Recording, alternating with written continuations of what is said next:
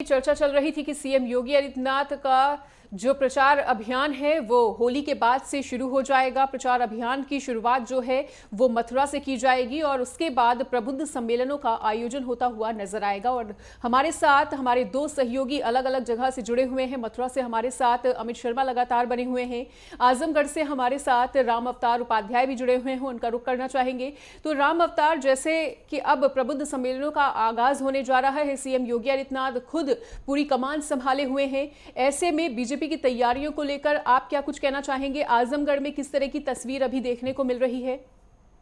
बिल्कुल मनीषा जी, आपको बता देना चाहता हूं कि सियासी पारा पूरी तरह से चढ़ चुका है और साथ ही चाहे धर्मेंद्र यादव हो, चाहे आजमगढ़ के सांसद दिनेश लाल यादव और निरहुआ हो, ये लोग पूरी तरह से अब रोड शो कर रहे हैं। आज एक ही क्षेत्र में दोनों लोग रोड शो करेंगे, जहानागंज, सठियाव सहित कई विभिन्न क्षेत्रों में ये रोड शो भी करेंगे।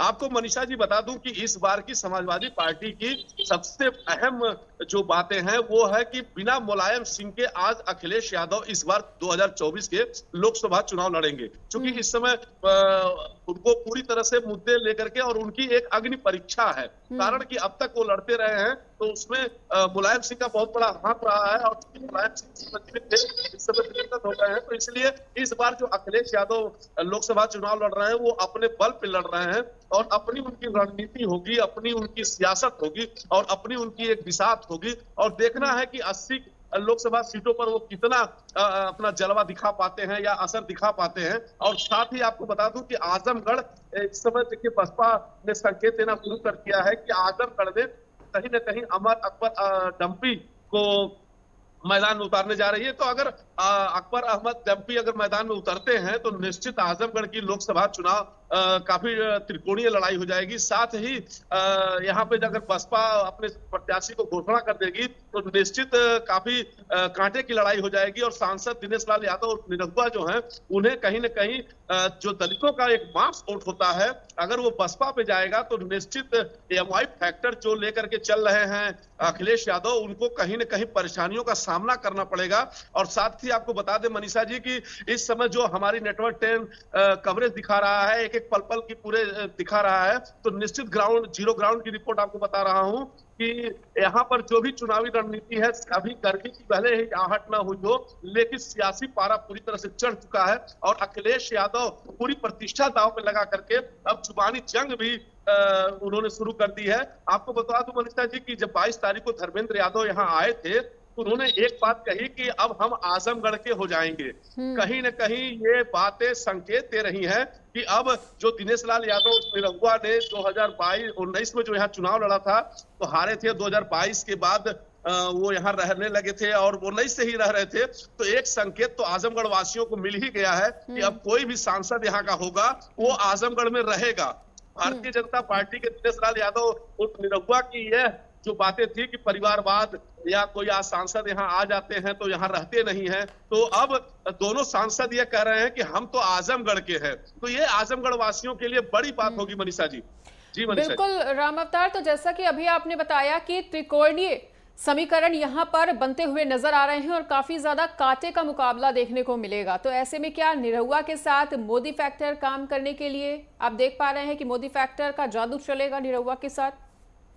देखिए मनीषा जी, आपने सही सवाल किए हैं कि निरहुआ किस लेकिन निरहुआ जो है इस समय समाजवादी पार्टी को घेरने के लिए जहां परिवारवाद की बातें कर रहे हैं तो वहीं विकास की लेकर के बातें कर रहे हैं। साथ में उनका ये भी कहना है कि हम यहाँ पे जो भी लोग पहले सांसद हुआ करते थे तो वो यहाँ अपना प्रमाण पत्र तक लेने नहीं आते थे, लेकिन अब इससे समाजवादी पार्टी इनका पलटवार करते हुए कह रही है कि नहीं, हम आजमगढ़ के हैं और रणनीति बना करके देखिए होली के लिए धर्मेंद्र भी यादव भी आज भी यहाँ हैं और अभी निरहुआ भी हैं और साथ में दिनेश लाल यादव और निरहुआ विभिन्न क्षेत्रों में आज संजोग से दोनों लोगों का एक ही क्षेत्र में भ्रमण है, रोड शो है।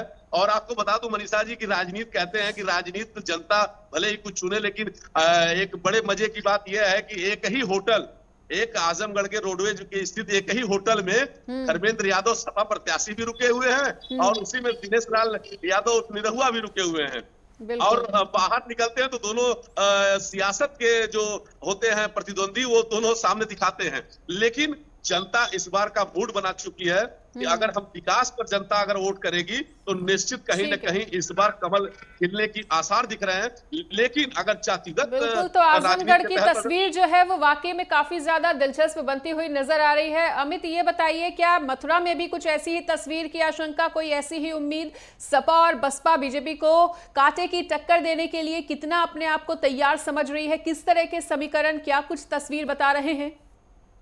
देखिए कि इस समय तो अभी तक किसी पार्टी द्वारा अपने प्रत्याशियों के नाम घोषित नहीं किए गए हैं। केवल मथुरा से या इस समय रहमा की टक्कर पर मथुरा से पत्रकार एसोसिएशन के जो अध्यक्ष है कमलकांत उपमन्यु, वो उनको उतारा गया है। और बसपा से वो भी काफी जोर शोर से चुनाव की तैयारी में जुट गए हैं, क्योंकि सन 1999 में उन्होंने एक बार बसपा से दावेदारी की थी। उसके बाद में एक बार फिर उन्होंने दावेदारी करने के लिए तैयार हो गए हैं। और पूरी तरीके से मथुरा में इस समय चुनाव जो देखने को मिल रहा है दिलचस्प है। लेकिन दिलचस्प देखने को जिस तरीके से चुनाव के माहौल बना हुआ है, उस समय हेमा की टक्कर पे इस समय फिलहाल में केवल बसपा से एक प्रत्याशी का नाम आया है। उसके अलावा किसी भी पार्टी ने अभी तक अपने प्रत्याशियों के नाम घोषित नहीं किए हैं। लेकिन मथुरा का जो चुनाव होगा इस बार देखने लायक होगा। जी ठीक है, बिल्कुल। तो दोनों ही सहयोगियों का हमारे साथ जुड़ने के लिए और इस तमाम जानकारी को साझा करने के लिए बहुत बहुत शुक्रिया।